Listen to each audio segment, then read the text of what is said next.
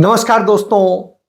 क्या हिंदुत्व और गौतम अडानी एक बीमारी बन गए हैं?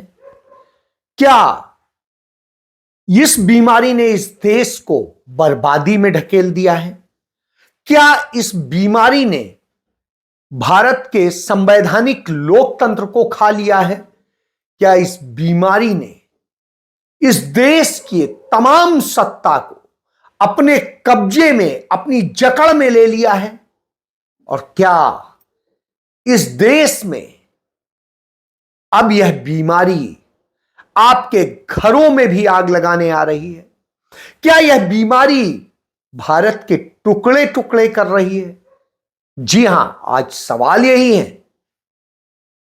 आज राहुल गांधी ने संसद परिसर में नरेंद्र मोदी और गौतम अडानी के मुखौटे को उतार दिया।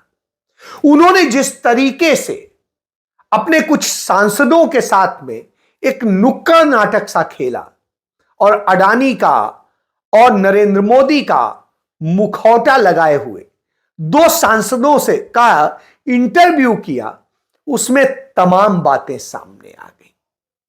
मेरे लिए करता है। आप क्या क्या बोल रहे हो? मैं कुछ भी चाहता हूँ। क्या चाहते हो आप? कुछ भी पोर्ट चाहिए, एयरपोर्ट चाहिए, कुछ भी देश में। अगला आप क्या लेने की कोशिश कर रहे हो? वो उसके लिए अभी हमारा मीटिंग शाम को है। हम क्या आज डिसाइड कर देंगे कि हमारे लिए मैं जो भी करता हूँ ये बाय होने तक। भैया ये पार्लियामेंट छोड़ देने भैया। वो देखते हैं। अब आपका तो आपका रिश्ता, आपके रिश्ते के बारे में थोड़ा बताइए भाई। हम दोनों का एक ही है। मैं जो भी बोलता हूँ हाँ, हम दोनों मिलके सब करेंगे। अच्छा। और कब से आपकी पार्टनरशिप चल रही है? ये हमारा सालों साल का सालों साल से। और फ्यूचर आपका कैसा है? 20 साल का है हमारा। पूरा देश का ये इंडिया मैं हूँ। अच्छा, ये आपके कारण पार्लियामेंट क्यों नहीं चलने दे रहे हैं? ये हम सारे ऑपोजिशन को, मतलब वो आदमी गायब है। अमित भाई आए नहीं थे आज हाउस में। अमित भाई से पूछना पड़ेगा। मैं जो भी बोलता हूँ ये करते हैं। ये बड़े सीरियस लग रहे हैं। ये कम बोलते हैं आजकल। ये थोड़ा टेंशन में है अभी।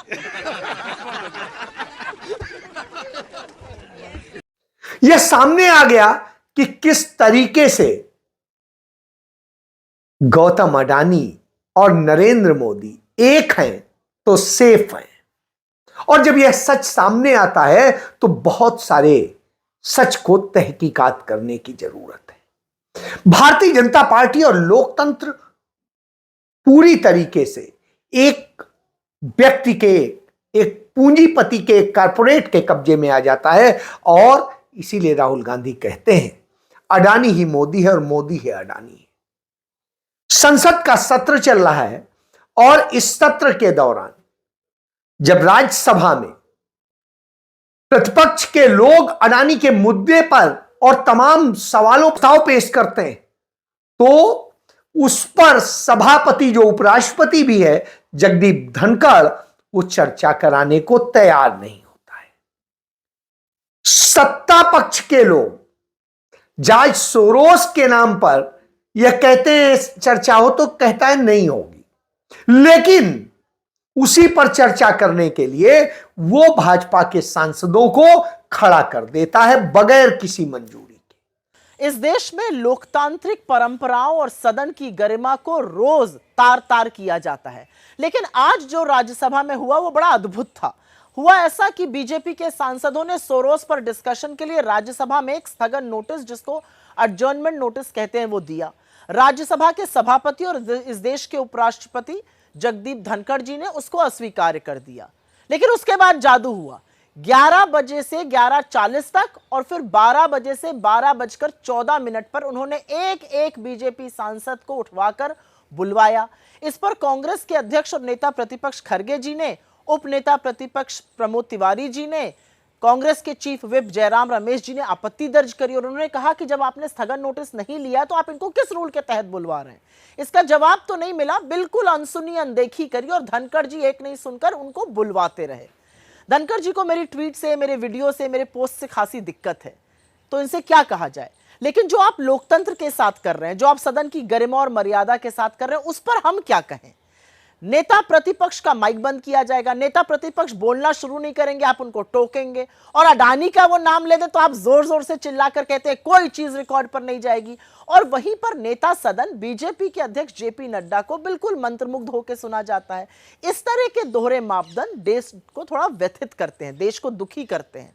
और इसीलिए किस रूल के तहत आज आपने बीजेपी को बोलने दिया और किस तरह से सदन की गरिमा को तार तार किया जा रहा है, इस पर सवाल तो उठेंगे, आपको अच्छा लगे या बुरा लगे।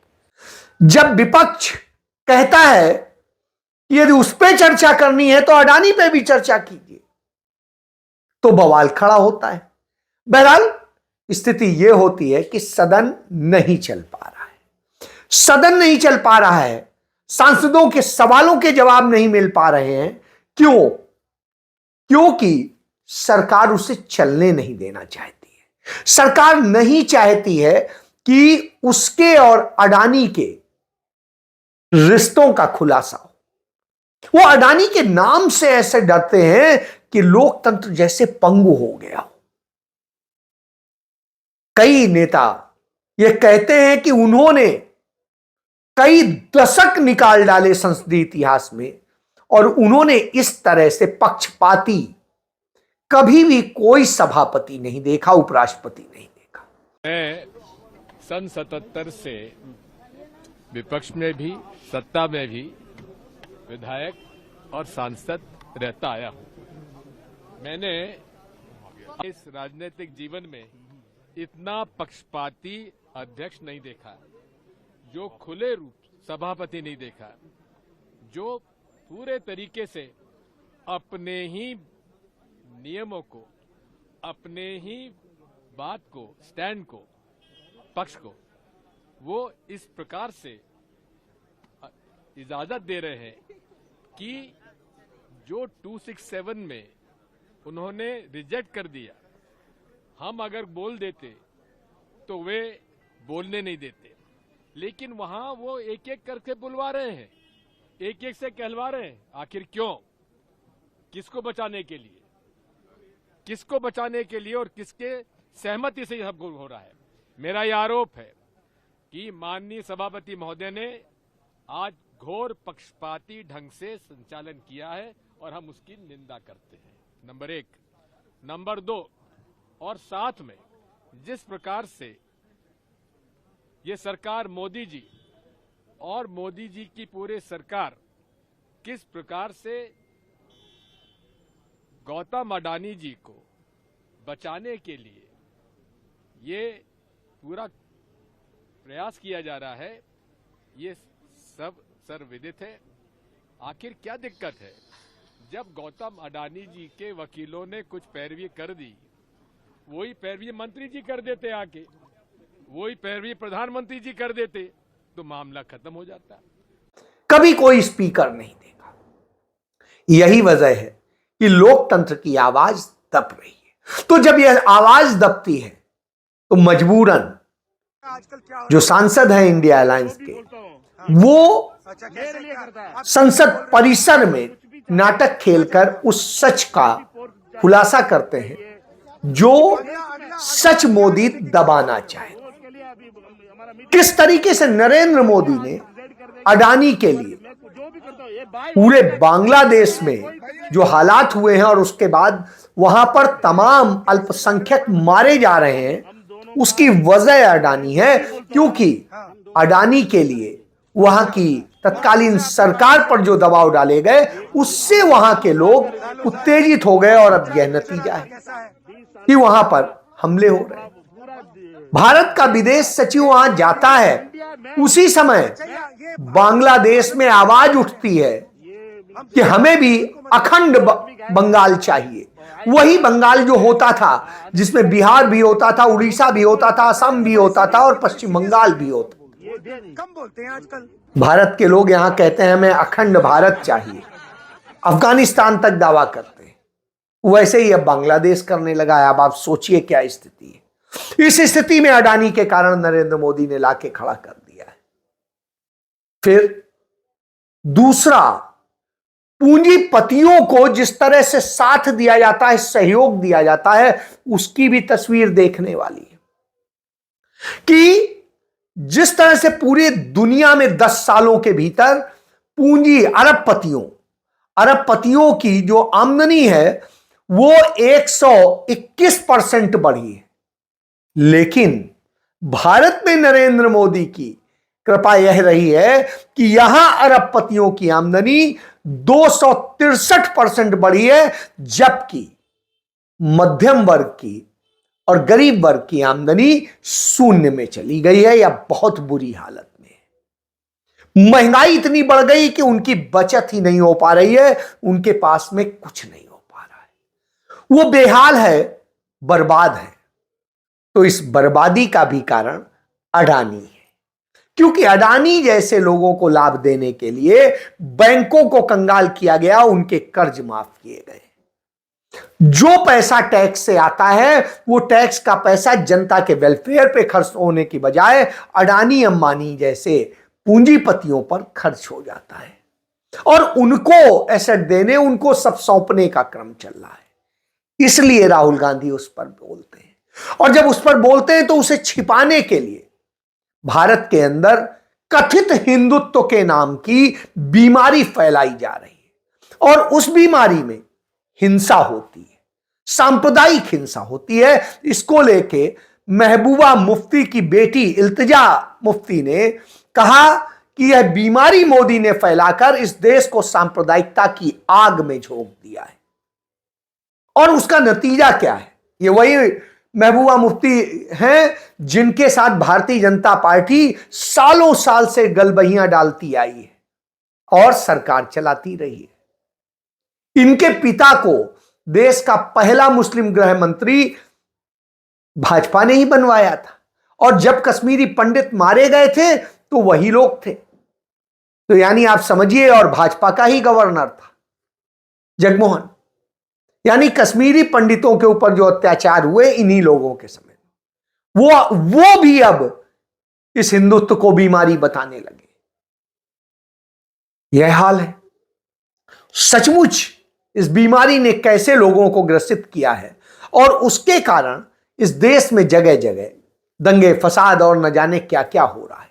अडानी के ही लिए मणिपुर पिछले 1.5 साल से अधिक समय से जल रहा है, उसे न्याय नहीं मिल रहा है। वहां के लोगों में, वहां की बेटियों को न्याय की दरकार है।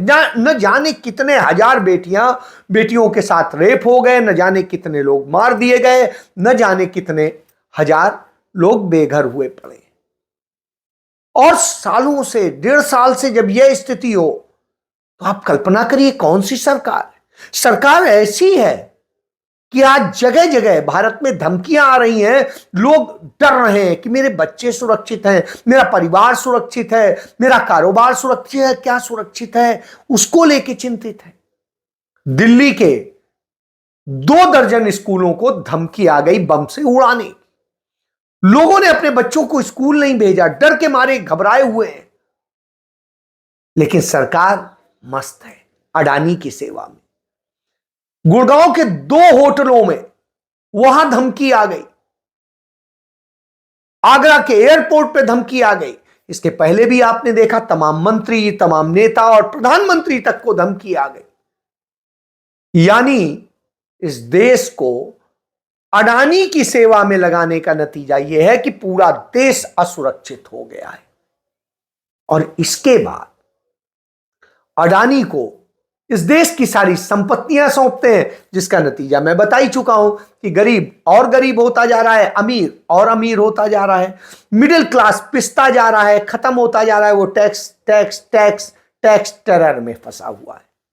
इधर आप देखिए भारत की सीमाएं असुरक्षित हो रही हैं। अडानी के लिए चाइना को खुश किया जाता है और चाइना हमारे हजारों वर्ग किलोमीटर जमीन कब्जा करके रखता है, हमारे सैनिकों को मारता है, सब कुछ करता है, लेकिन हम उसके आगे हाथ जोड़े खड़े होते हैं। क्यों? क्योंकि अडानी का पार्टनर चाइनीज है। वो ताइवान से आता है जो चाइना अधिकृत है, और वो सारे व्यापार धंधे वहीं से करवाता और करता है, और सारे काले कारनामे होते हैं। उन सेल कंपनियों का पूरा खेल होता है। तो अब आप समझ सकते हैं। इसके बाद में अडानी के लिए भ्रष्टाचार मॉडल शुरू होता है और पूरी दुनिया में भारत की बेइज्जती होती है। जिस भारत को हम विश्वगुरु बनाने चले थे वो हमारा आज हाथ जोड़े गुरु हो गया है। यह हालत हो गई।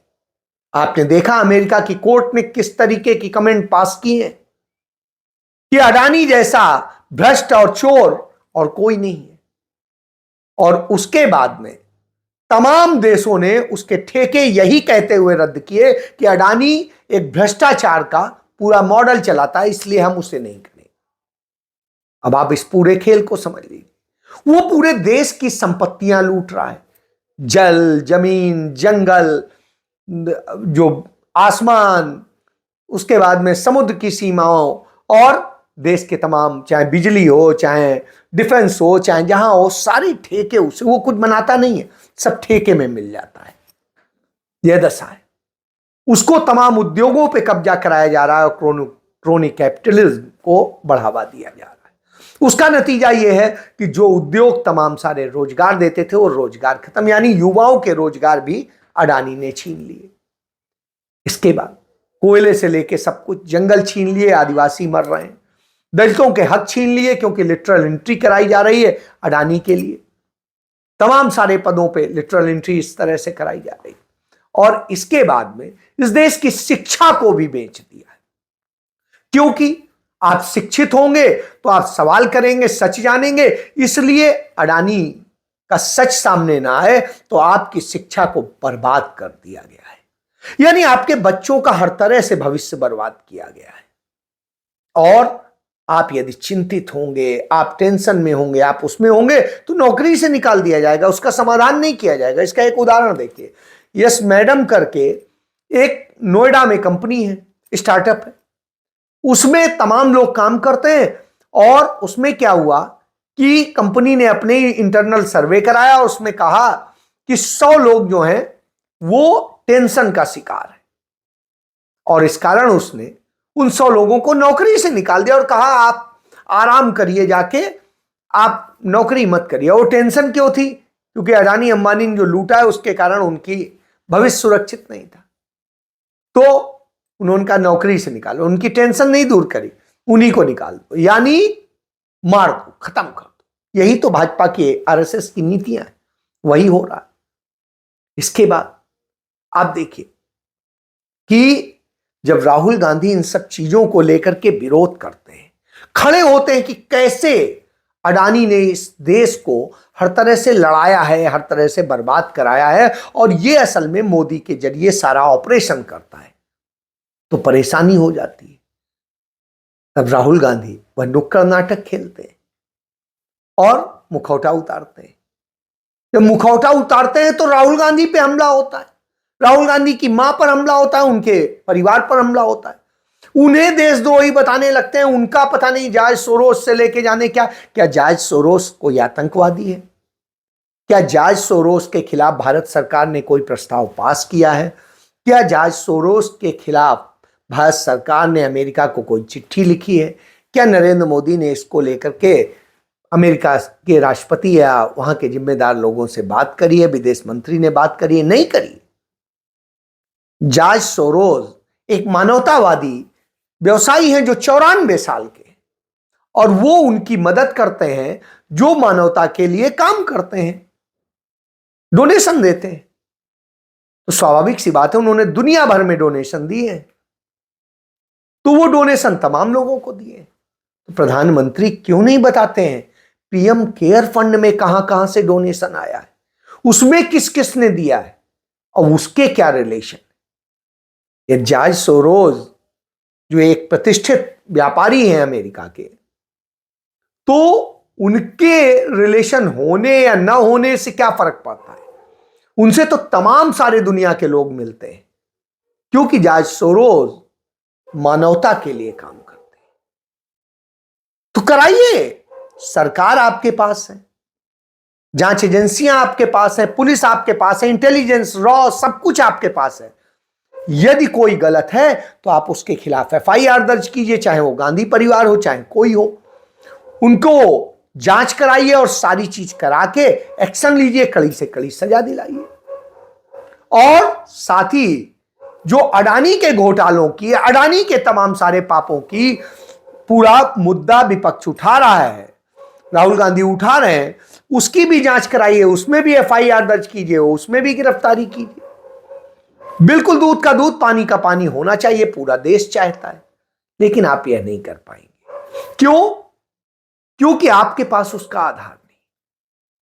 आप हिंसा भड़काएंगे, आप दूसरी चीजें करेंगे, आप देश को अस्थिर कर रहे हैं अडानी के लिए, देश को बर्बाद कर रहे हैं, युवाओं का भविष्य बर्बाद कर रहे हैं। इस देश की लड़कियां असुरक्षित हैं, भले ही आप कोई और कहें, लेकिन इस देश में सबसे ज्यादा रेप आपके समय में हो रहे हैं। लड़कियों को कार्यस्थल में सुरक्षा नहीं है, यौन अपराध करने वाले भाजपा से जुड़े हुए लोग हैं, और वो सब अडानी की सेवा में रहते हैं। तो अडानी के लिए आपने यह किया है, इसलिए राहुल गांधी इस पर लड़ रहे हैं, अकेले लड़ रहे हैं, और कांग्रेस लड़ रही है उनके नेतृत्व। आप सोचिए, वो आपको इस तरह से हरा देते हैं, और आपका उपराष्ट्रपति हो या आपका स्पीकर हो, वो आपको बचा नहीं पा रहा है, और वो खुद एक्सपोज हो जा रहा है कि वो लोकतंत्र का, संविधान का क्या मखौल उड़ा रहा है। तो ये सोचना पड़ेगा कि किस तरीके से अडानी ने इस लोकतंत्र और संविधान पर भी कब्जा कर लिया है, और मोदी उसके नौकर बन के काम कर रहे हैं, सरकार उसकी नौकर बनी हुई है, भारतीय जनता पार्टी और आरएसएस उसके कारिंदे बने हुए हैं, और हिंदुत्व की जो बीमारी है उसके नाम पे आप लोगों को के भविष्य को खत्म कर रहे हैं। इसलिए यह सारे विषय महत्वपूर्ण है, और इसलिए राहुल गांधी अडानी पे बात कर रहे हैं। जय